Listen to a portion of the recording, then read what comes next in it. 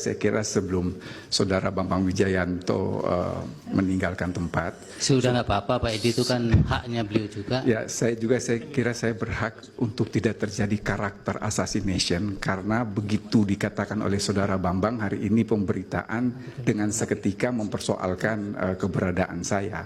Saya hanya ingin mengatakan secara cuma 30 detik bahwa pemberitaan yang disampaikan oleh Saudara Bambang itu tidak disampaikan secara utuh. Pada saat itu Ali Fikri juru bicara mengatakan akan menerbitkan sprindik umum dengan melihat perkembangan kasus.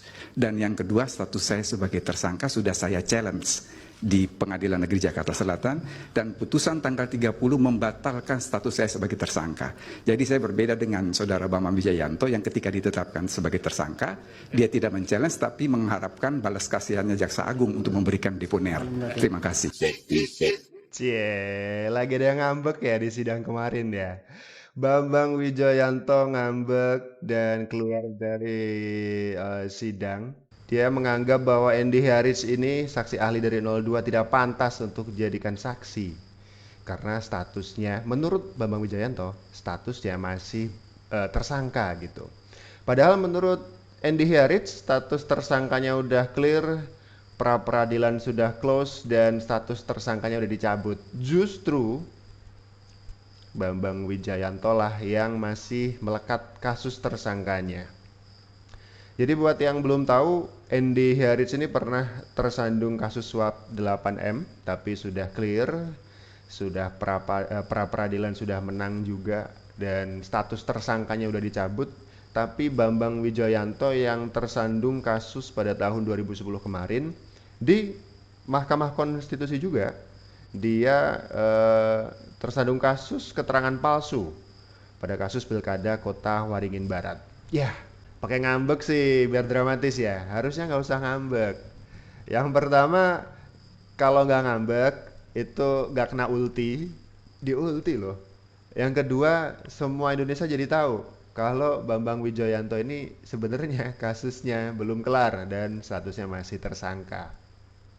Well, ini sidang sangat seru, dimulai dengan banyak sekali perdebatan, protes, bahkan walk out dari persidangan. Sesuatu yang luar biasa, dan itu menunjukkan bahwa mereka yang kami hadirkan di persidangan ini semuanya berkualitas dan mengundang perdebatan sangat panjang dan juga menarik minat para hakim untuk bertanya dan ikut berdiskusi dengan ahli yang kami hadirkan di persidangan ini. Hal seperti itu tidak terjadi dalam sidang-sidang sebelumnya. Memang ada satu protes yang tadi dikemukakan oleh Pak Bambang Wijayanto sehubungan dengan kami menghadirkan Pak Edi Hiarij sebagai ahli. Kita tahu bahwa Pak Edi itu sudah pernah dinyatakan tersangka dan kemudian beliau mengajukan perlawanan ke pengadilan dan pra-peradilan, dan pra-peradilannya menang, dikabulkan, dia nggak tersangka lagi. Nah sekarang ini katanya mau menetapkan tersangka lagi, kan belum. Nah, andai kata pun tersangka, ya tidak masalah juga. Siapa yang mengatakan orang tersangka tidak boleh menjadi ahli? Bahkan kami patut mempertanyakan status Pak Bambang Wijayanto itu sendiri. Ya, beliau itu kan tersangka, ya kan? P21 dilimpahkan ke kejaksaan, dideponir perkaranya. Status beliau itu lagi apa sekarang ini? Tersangka selamanya, seumur hidup tersangka. Dan bisa dibuka kembali juga. Kalau orang di SP3 itu close. Orang dikalahkan melalui dimenangkan pra-peradilannya close. Orang ini tersangka cuman di dep. Tahu nggak di dep? Simpan begini. Tidak dimajukan ke pengadilan. Sampai kapan pun dia tersangka. Oh jangan. Ini, jadi saya heran ya. Orang itu suka menyalah-nyalahkan orang tapi nggak melihat pada dirinya sendiri. Tapi kami sih toleran aja, kami biarin aja selama ini. Saya nggak pernah protes Pak Bambang Wijayanto.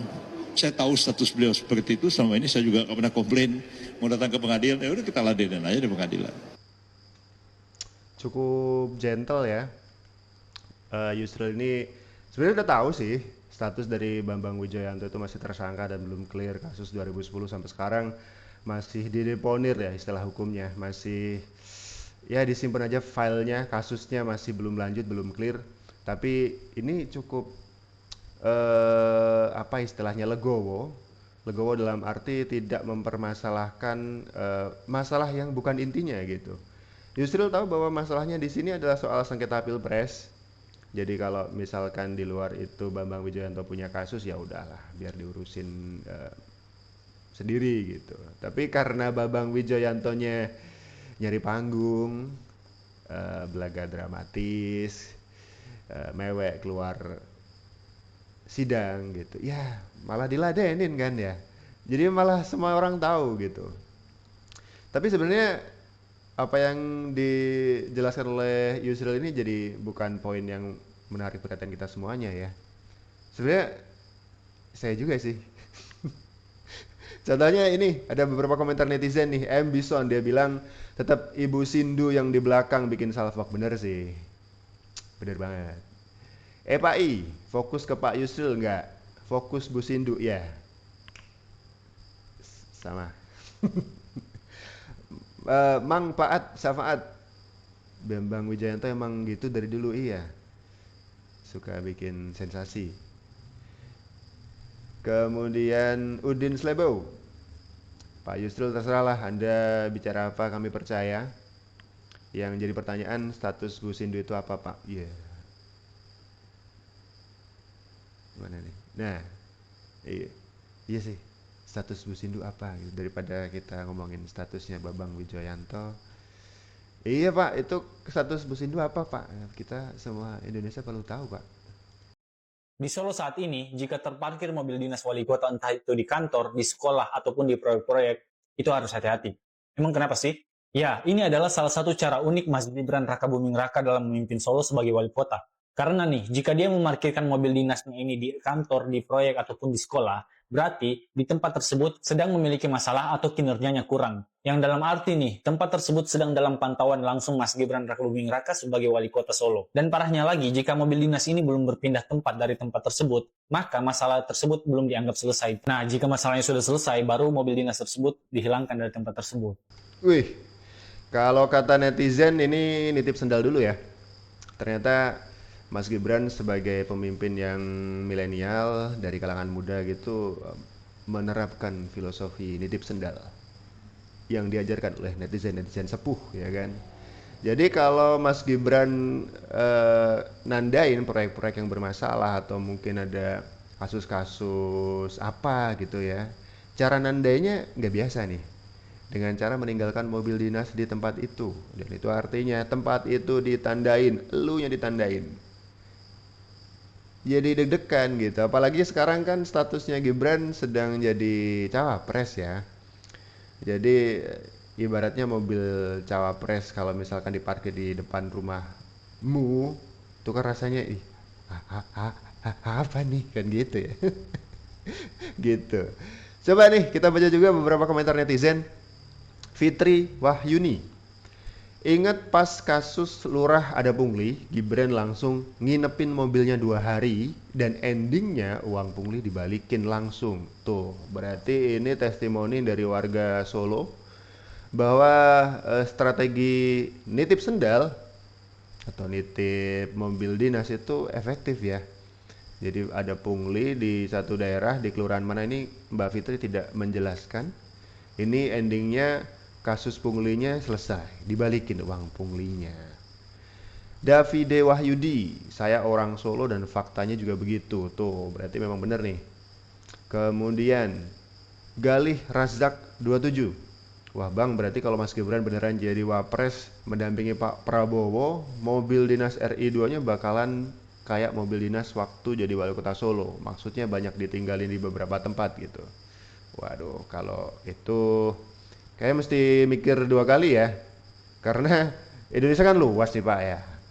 Ada banyak kasus dan proyek-proyek mangkrak gitu. Bukan cuman pemerintahan sekarang atau mungkin pemerintahan yang bakal dijabat oleh Mas Gibran dan Pak Prabowo kalau misalkan sudah disahkan, tapi juga kan banyak warisan-warisan ya kan. Jadi masa ditandain semuanya dengan apa istilahnya ninggalin mobil dinas di tempat-tempat itu kan jadi pengadaan banyak mobil dinas dong, banyak proyek mangkrak soalnya. Aduh, jadi nggak enak. Bansos adalah alat yang mendongkrak perolehan suara karena orang-orang miskin ini dipakai dan dieksploitasi. Sayangnya pernyataan penasihat hukum Anies Muhaimin Bambang Wijayanto 1 April di depan gedung MK melukai hati pendukung Prabowo Gibran. Dan pastinya pendukung 02 merasa terhina ya. Saking kesalnya warganet sampai bersumpah sebut, demi Allah ikhlas pilih 02 bukan karena bansos. Sepertinya bakal sepakat nih ya, misal kalau caleg bolehlah karena amplop atau bansos ya. Tapi kalau untuk capres sepertinya suaranya gak bakal bisa dibeli dengan bansos ya. Apa kalian ada yang dapat bansos dari 01, 02, atau 03? Bagikan di kolom komentar ya. Nah benar nih, sekalian nanya juga dong. Yang jadi salah satu poin gugatan dari 01 ke MK adalah penyalahgunaan wewenang dari pemerintah sekarang yang mencoba untuk menjadi host dari 02 untuk memenangkan pasangan 02 gitu ya. Jadi pasangan Anies Muhaimin ini salah beberapa poin gugatannya yang diajukan ke MK adalah pengerahan aparatur negara dan penyalahgunaan anggaran negara. Mungkin dia tidak spesifik nyebut bansos, tapi kata bansos sudah banyak dibahas di persidangan kemarin ya, yang dianggap penyerahan atau distribusi bansos sebagai alat kampanye dari 02. Jadi ibaratnya Jokowi yang sebagai bapak dari Mas Gibran ini berusaha untuk membantu perolehan suara Mas Gibran dengan cara didukung dengan kampanye bansos atau kampanye via bansos atau bansos yang ditumpangi kampanye. Ya gitulah pokoknya. Bansos kampanye. Ya nggak sih? Nggak tahu. Kalau kalian punya jawabannya di tempat kalian dapat bansos, kemudian yang menang siapa, kasih tahu juga di kolom komentar. Atau kalian sendiri, kalian dapat bansos, pilih pasangan nomor berapa. Tulis di kolom komentar, biar kita semua tahu gitu, apakah bansos memang efek ke soal menjatuhkan pilihan dalam pemilu kali ini gitu ya. Ini soal mazhab aja pertanyaan dari penasihat dari 03 tadi. Kok pemohon 2? Pemohon nomor 2. Pemohon nomor 2. Ini soal beda mazhab aja. Kalau saya sudah membuktikan berkali-kali bahwa bantuan sosial tidak berhubungan dengan, ini professional judgment saya, tidak berhubungan, bukan tidak berpengaruh lagi, tidak berhubungan dengan keterpilihan kandidat. Kalau soal masa iya orang baik kita tidak balas, itu soal perasaan. Saya tidak bisa tuangkan perasaan itu ke dalam angka kalau tidak disurvei dulu. Kalau hanya perasaan 1 orang, 2 orang tidak bisa kita jadikan generalisasi. Tidak bisa kita jadikan keberlakuan umum. Bisa jadi perasaan Anda. Bisa jadi itu hanya perasaan saya aja. Tapi untuk jadi keberlakuan umum, dia harus menjadi, N-nya harus cukup. Nah, ini adalah saksi ahli yang lain yang diboyong oleh 02 ke gedung MK untuk memberikan keterangan ahlinya. Ada Hasan Hasbi ya, ini bilang bahwa bansos tidak relevan dalam rangka pilpres kali ini seperti yang dituduhkan oleh 01, bahwa bansos itu ditumpangi kepentingan Jokowi untuk membantu anaknya memperoleh suara yang lebih banyak lagi gitu. Kata Kang Hasbi, itu nggak relevan. Situ ternyata di luar negeri di mana tidak ada bansos, tidak ada kepala desa, ya. Itu malah angka 02 63,7, sehingga saya berseloroh bahwa seharusnya ya kalau di Indonesia nggak ada bansos, ya harusnya kita 63,7% juga istilahnya gitu kan, istilahnya 02 itu. Kemudian bukan cuma dari angka tetapi juga dari PPLN. Dominan 66 PPLN dari 127, sekitar 51%. Kemudian kita lihat di Sumatera Barat dan Aceh, di mana ada bansos dibagikan, yang menang adalah Anies dan Muhaimin, ya, Prabowo Gibrannya kalah. Dan sebetulnya kalau kita mau lebih cermat, bahkan di provinsi yang dimenangkan oleh Prabowo Gibran, angkanya juga bervariasi. Di Jawa Timur 65, di Jawa Tengah 53, gitu. Jadi harusnya kalau memang bansos itu variabel yang sangat dominan, maka dia menjadi sebuah konstanta di mana kira-kira angka di seluruh provinsi itu harusnya kurang lebih sama. Tapi nyatanya kan sangat bervariasi, artinya ada variabel-variabel yang berpengaruh. Gitu. Nah, kalau saya sih sepakat ya.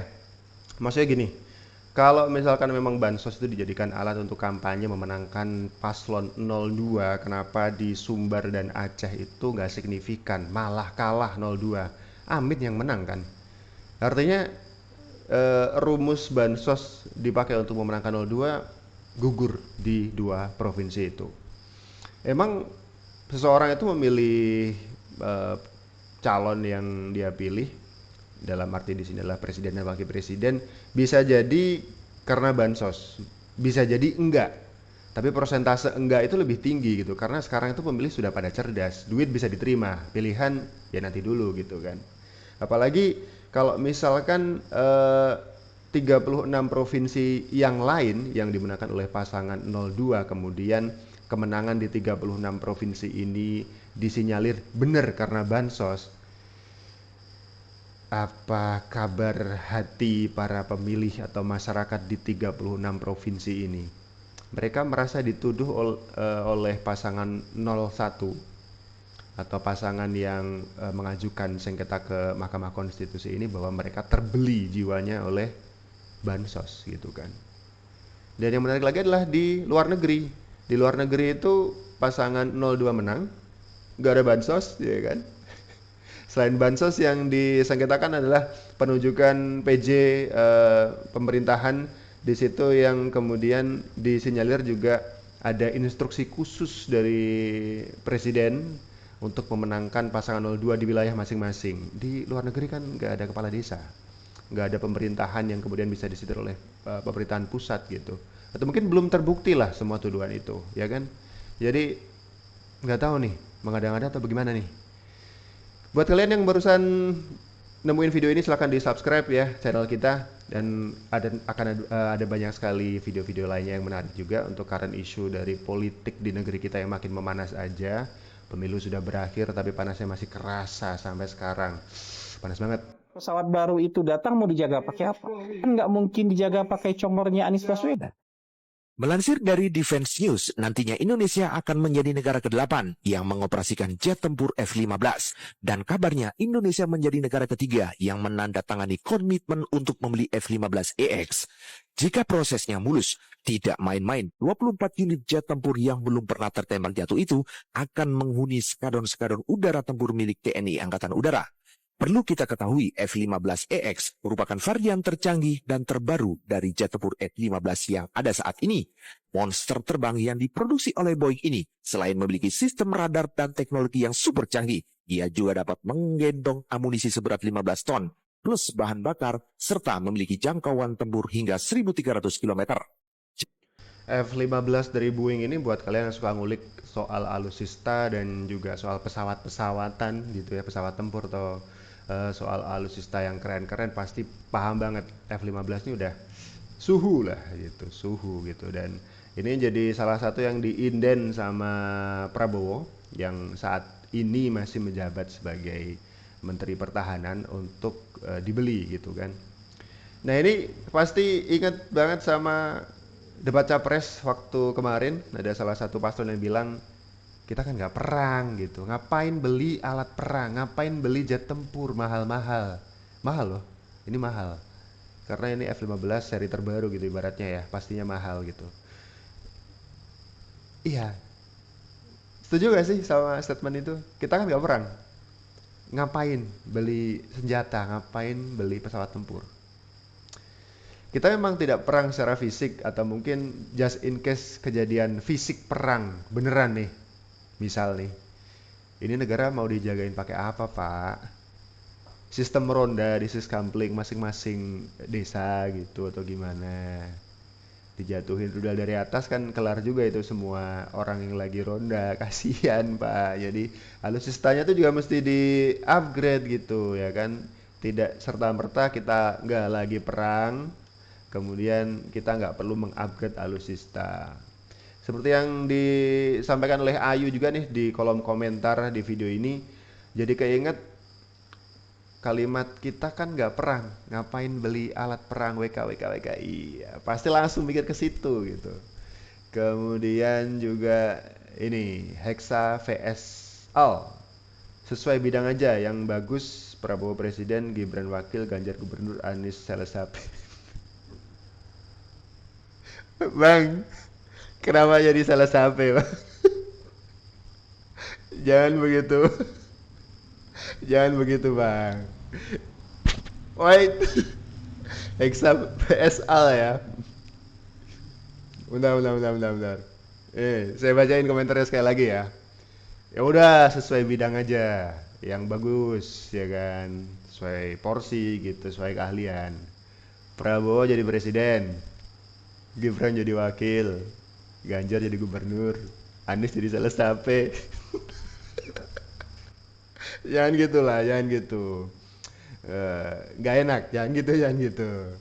Oke, segini dulu video kali ini yang ngebahas current issue dari dunia politik ya. Seru banget karena memang lagi panas-panasnya. Kirain bakal selesai setelah pemilu selesai, diumumin sama KPU hasilnya 1 April atau awal April kemarin ya. Ternyata enggak. Panjang banget buntutnya dan makin panas di sidang Mahkamah Konstitusi. Kita akan bahas juga isu-isu terkini dari dunia politik di video-video selanjutnya. Jadi pastikan kalian subscribe dan juga share ke grup WhatsApp keluarga. Ya, share aja nggak apa-apa. Siapa tahu tante kalian atau om kalian yang punya pilihan beda jadi makin panas, ya kan? Ciao.